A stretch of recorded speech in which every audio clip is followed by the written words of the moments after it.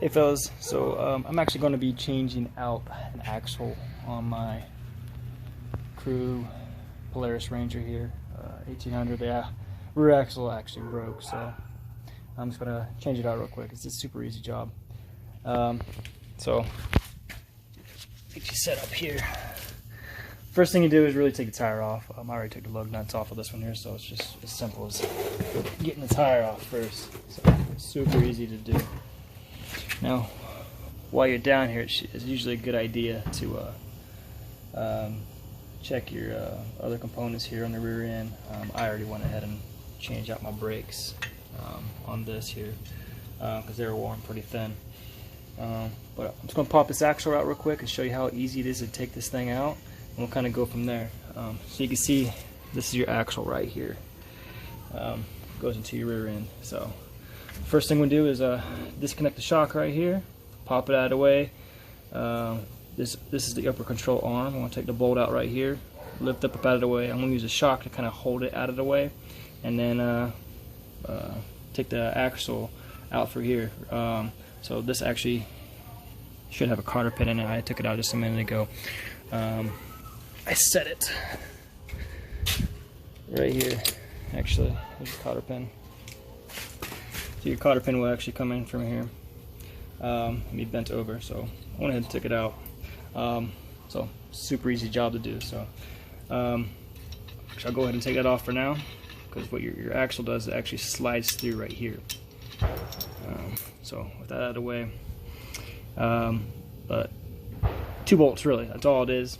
Take this bolt out, take this bolt out, lift it up, your whole entire knuckle here will fold down, and then the axle pops right out. So let's get started and kind of go from there. So I'm going to set it up so we can watch this. Better little video here. Like I said, super easy job. It's actually a 17mm. The bolt next to the sway bar here.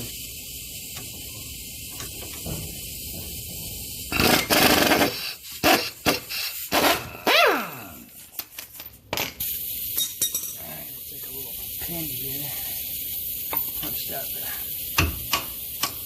bolt through.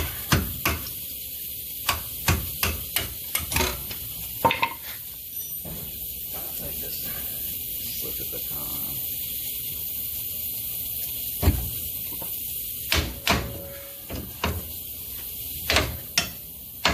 That's out of the way. And then I will take this. Got the wrong size.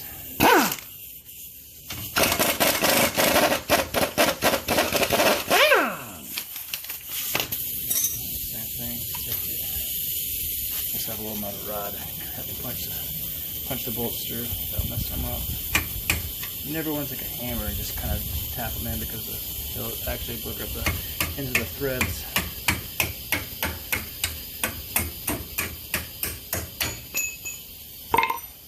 Punches right through. I like to take my bolts and just kind of thread them back on the nuts, so that way they kind of stay together. That way you don't misplace them or put them in a magnetic tray. So 2 bolts, that's really all it was. Whole thing. Take it, lift your shock up, control arm. I'll just use that to kind of lock that into place. And now my knuckle, my axle is available, free. So this bolt here, as we took off a minute ago, slide through now, twist the knuckle down, and pull the axle free from your knuckle. To get out of the rear end, you just take it and you snatch it. That's all it is. So, really simple as that. And then you take your new axle, slide it in there, pop it in, reverse the whole process, put it all back together. So, really, it's a really easy process to do. Anybody can really do it. So, instead of sending your bike to the shop and spending $200 or $300, a lot of cases you might spend about $500 or $600 to have this done.